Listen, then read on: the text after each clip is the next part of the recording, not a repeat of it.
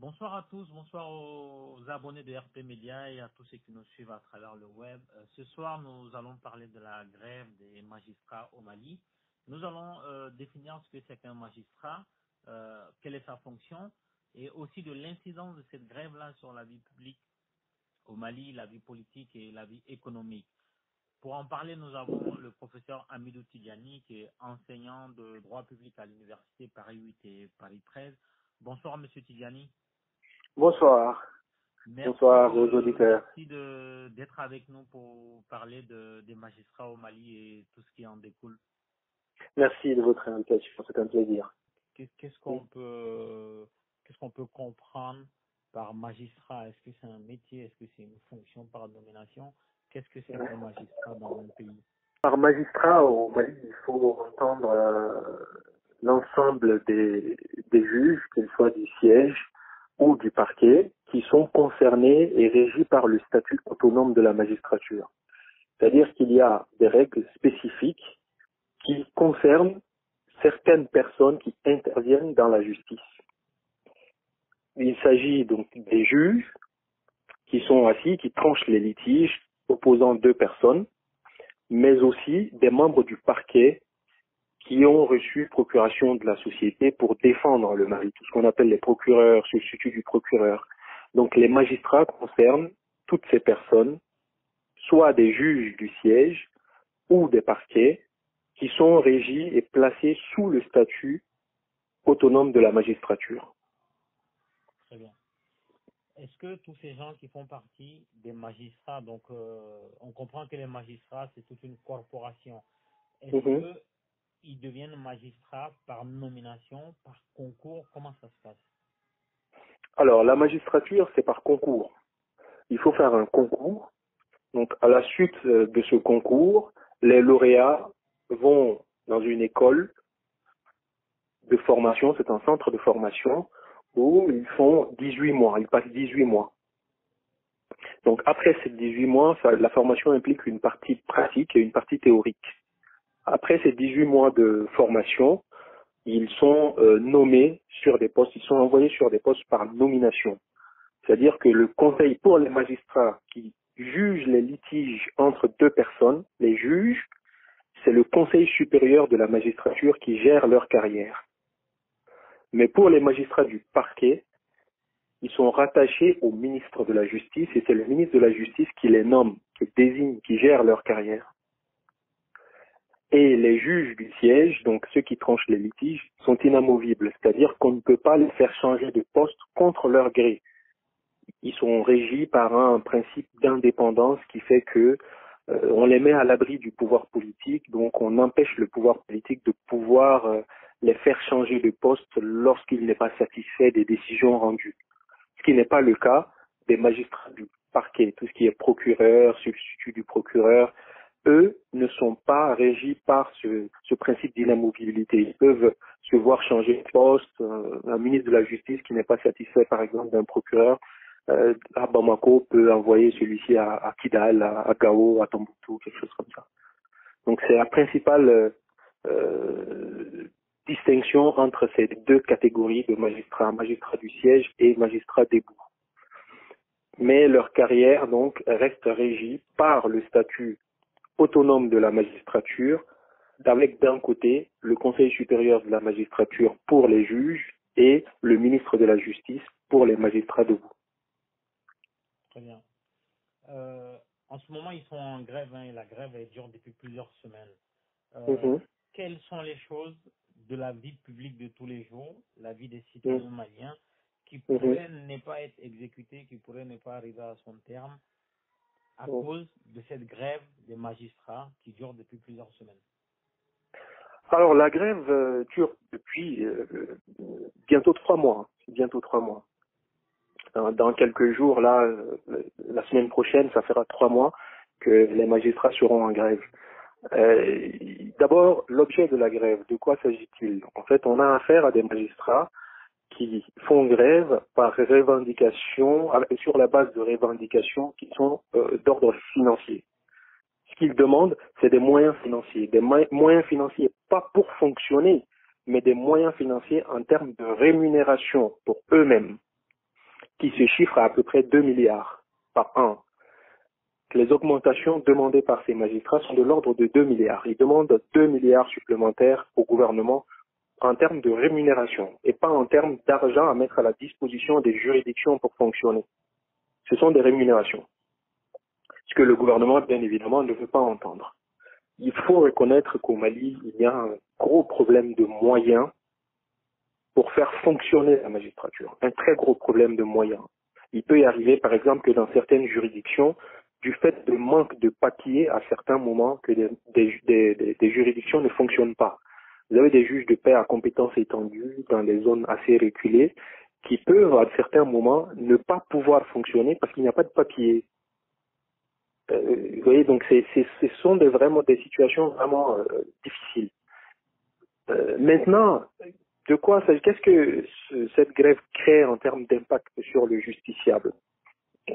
Les impacts sont énormes. Les impacts sont énormes. De façon générale, la magistrature est un service public, mais de façon générale, lorsque dans un service public on fait grève, il faut garantir un service minimal, justement pour diminuer, pour atténuer l'impact sur le justiciable. Dans le cadre de cette grève, il y a eu par exemple des concours de la fonction publique, concours lors desquels des candidats doivent constituer des dossiers avec un casier judiciaire. Lorsque les magistrats ont fait grève, depuis maintenant 84-85 jours qui sont en grève, ils n'ont pas assuré le service minimum et ils ont même interdit la délivrance de casiers judiciaires. C'est-à-dire que quelqu'un qui se présente à un concours, qui a une date limite de dépôt de dossier, qui doit fournir un casier judiciaire, se trouve empêché de pouvoir constituer son dossier de candidature parce qu'il n'y a pas de magistrat pour délivrer le document. Donc ce sont les magistrats qui signent. Normalement, les casiers judiciaires sont tenus par les greffiers. C'est le greffier qui délivre le casier judiciaire, mais sur décision aussi du magistrat, parce que c'est le magistrat qui procède à la vérification et le greffier délivre le document. Mais il n'y a pas de casier judiciaire délivré dans des juridictions. Et c'est pareil pour les élections législatives. On était censé voter ce mois d'octobre, le 28 octobre. Ici, ça a été reporté au mois de novembre. Mais ceux qui souhaitaient être candidats pour les législatives ne pouvaient pas constituer de dossiers en bonne et due forme, de dossiers de candidature. Il n'était pas possible pour les candidats à la députation de déposer des dossiers de candidature en bonne et due forme, parce que certains documents devraient être récupérés devant les juridictions qui sont en grève. Donc le service minimal n'est pas assuré.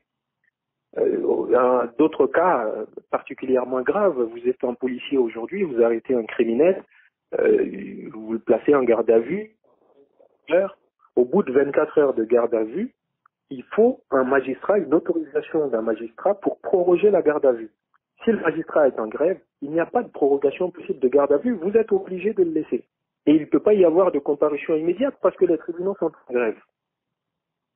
C'est-à-dire que même le service minimal qui veut que lorsque les juges, les magistrats sont en grève, qu'il y ait au moins le président du tribunal et le vice-président, ainsi qu'au moins un procureur qui soit disponible avec un greffier ou un secrétaire, ce service minimum n'est pas là. Ce service minimal est absent.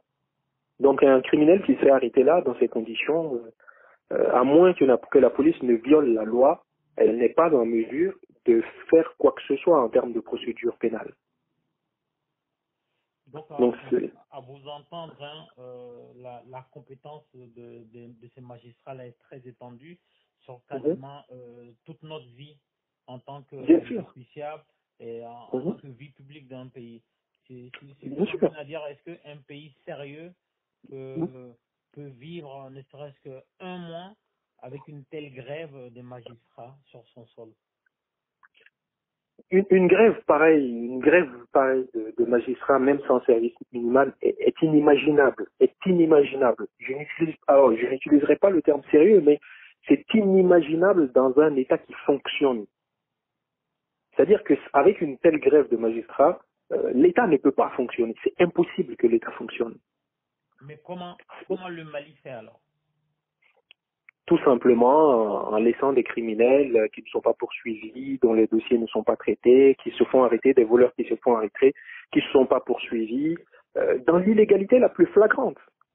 C'est-à-dire que aujourd'hui, les choses fonctionnent de façon totalement irrégulière dans le cadre de la procédure pénale, par exemple. Parce qu'il n'y a pas de magistrat pour suivre la procédure. Donc, il ne peut pas y avoir de procédure s'il n'y a pas de magistrat, selon la loi. Donc, si vous engagez quelques procédures que ce soit dans ce cadre, vous êtes dans l'illégalité la plus totale. Mais Donc, les magistrats, oui, je veux dire. au-delà même de l'aspect des criminels, Mhm, dans la vie de tous les jours, que ce soit l'État lui-même, dans ses rapports avec d'autres pays, mhm, dans l'application des marchés publics, mhm. dans tout type de procédure, à un moment donné, la magistrature doit intervenir. Et comment l'État fait pour avancer sans cette structure-là depuis 3 mois? Aujourd'hui, ces services n'avancent pas. Ils sont totalement paralysés. Les services qui ne peuvent pas fonctionner sans l'intervention de la magistrature sont paralysés. Ça n'avance pas. Ça n'avance absolument pas. Le pays est paralysé de tous ces services-là. Tous les services dont le fonctionnement nécessite l'intervention de la magistrature sont paralysés aujourd'hui. Ça ne fonctionne pas.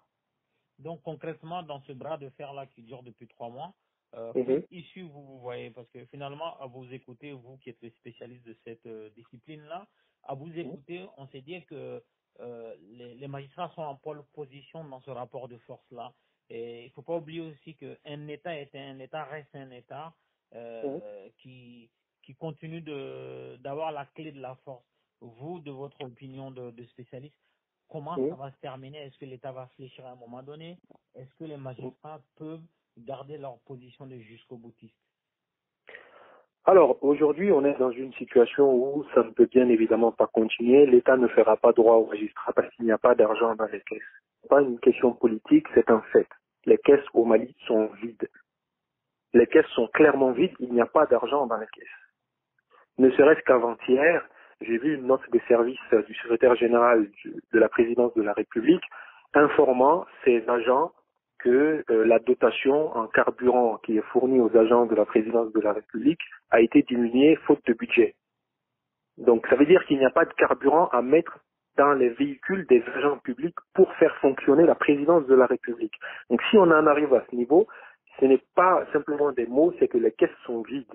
Le Mali a commencé à recouvrer des impôts qui étaient censés arriver en début d'année prochaine. Donc des personnes qui devaient payer, des entreprises qui devaient payer des impôts à l'État pour le trimestre janvier, février, mars 2019 ont déjà soldé leurs impôts. C'est déjà réglé. L'État a déjà fini de consommer cet argent. Donc il n'y a pas d'argent. C'est sûr qu'ils n'auront pas gain de cause financièrement. Maintenant, le gouvernement a décidé d'y aller par la force, c'est-à-dire de les réquisitionner. Réquisitionner tous les présidents de tribunaux, les vice-présidents, les procureurs généraux, qui sont indispensables au fonctionnement des juridictions. Les autres ont un droit de grève, bien évidemment, le droit de grève est garanti par la Constitution, c'est un droit fondamental. Mais le gouvernement a décidé avant-hier de réquisitionner, c'est-à-dire de les contraindre par la force, en étant grévistes, à aller travailler. Ils sont en grève, mais ils travailleront quand même.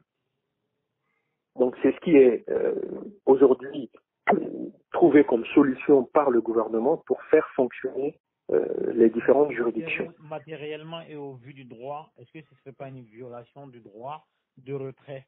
Ou vous pensez que l'État a le droit de réquisitionner des grévistes pour aller travailler? Bien sûr, l'État a le droit de réquisitionner les grévistes. Le droit de grève, encore une fois, est fondamental dans un État de droit. C'est garanti par notre Constitution. Mais il y a des règles qui prévoient que, certes, le droit de grève doit être assuré, néanmoins, dans un service public, lorsque la grève est utilisée de manière à porter atteinte au fonctionnement même du service, le gouvernement peut réquisitionner les personnes qui permettent d'assurer un service minimal.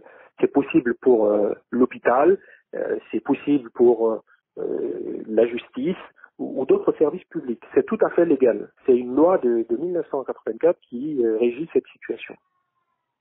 Et à votre avis, comment la population, comment elle fait aujourd'hui? C'est-à-dire que effectivement, vous avez besoin d'un casier judiciaire ou même Mhm. vous avez besoin de votre copie de certificat de nationalité malienne. Vous ne pouvez Mhm. pas l'obtenir parce que tout simplement, il n'y a pas de service minimum. Comment Oui. la population pallie à ce manque, à ce déficit-là de services publics? Pendant toute la période de grève, la population a été dans l'impossibilité de pallier à cette difficulté. Impossibilité absolue. Si vous aviez besoin d'un casier judiciaire, d'un certificat de nationalité ou un document en tout cas qui passe par le circuit judiciaire, vous ne pourriez pas l'obtenir. Vous étiez dans l'impossibilité de l'obtenir et donc le citoyen se retrouvait pénalisé du fait de la grève.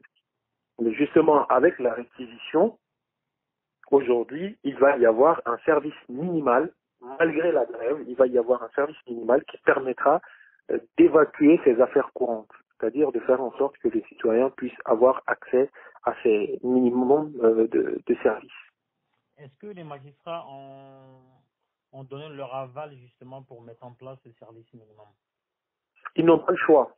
Tous les magistrats qui ont été réquisitionnés, ce sont des catégories qui sont citées dans le décret du Premier ministre portant réquisition. Tous les magistrats qui sont concernés par la réquisition, si jamais ils ne vont pas en fonction, ils peuvent être radiés immédiatement par le Premier ministre. Ils peuvent immédiatement être radiés de la magistrature.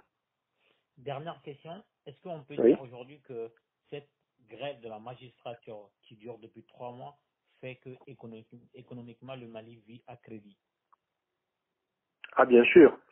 Bien sûr, le Mali, d'abord, le Mali, bon, c'est vrai qu'on n'a pas attendu la grève de la magistrature pour vivre à crédit, mais cette grève est venue rajouter une couche supplémentaire à une situation qui était déjà intenable et qui est en train de déborder, manifestement. Tout le monde le voit, c'est en train de déborder.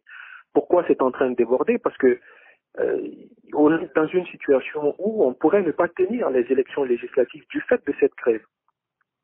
On pourrait ne pas tenir, puisque les dossiers de candidature aux élections législatives doivent être déposés au moins 45 jours avant la date du scrutin. Et ça nous ramène 7 semaines. Donc là, on est à la période où, là, si durant 7 semaines, si les candidats n'arrivent pas à avoir de casier judiciaire, ils ne pourront pas être candidats pour les législatives. Si les potentiels candidats n'arrivent pas à obtenir les 10 documents cette semaine, ils ne pourront pas être candidats. Si personne ne peut être candidat, c'est que les élections vont être reportées. Et la Cour constitutionnelle nous l'a dit. Dans un vide juridique.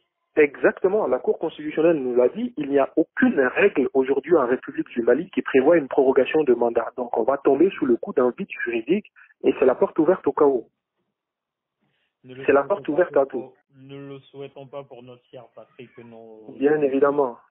Bien évidemment, bien évidemment. Donc, merci à tous de nous avoir suivis. Je rappelle, nous étions en ligne avec le professeur Hamidou Tidiani. Je rappelle qu'il est professeur de droit public à Paris 8 et Paris 13. Il nous a fait l'honneur de venir nous expliquer les tenants et les aboutissants de la grève des magistrats au Mali qui bloque la vie publique, la vie politique et beaucoup d'autres choses. En tout cas, merci de nous avoir donné l'opportunité d'avoir un éclairci sur ce sujet. Merci à vous. Merci. Au plaisir. Au revoir. Merci. Au revoir.